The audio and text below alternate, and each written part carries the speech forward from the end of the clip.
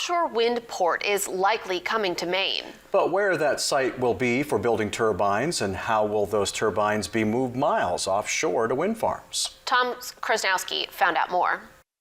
The concept here is in a port, you would build the substructures, the bases, and then install at the port the towers and the nacelles and the blades, and then tow them out to where they will be deployed. Searsport and Eastport have been named potential locations by the state for a marshalling port essential to future offshore wind development.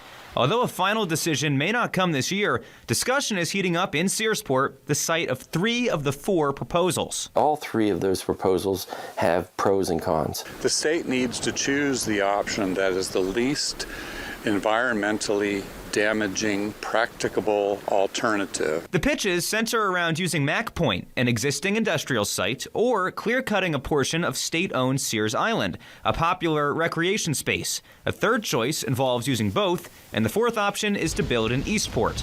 Town manager James Gilway says it's too early for a preference as more information comes in. I think a lot of people want to get ahead of the process. The information that goes into that matrix has to be based on scientific facts, not what somebody, opinion or belief. It's pretty involved, and that takes time. Whether the state chooses Mack Point or Sears Island, there will be a great effect on the environment and the economy. We're going to have traffic impacts.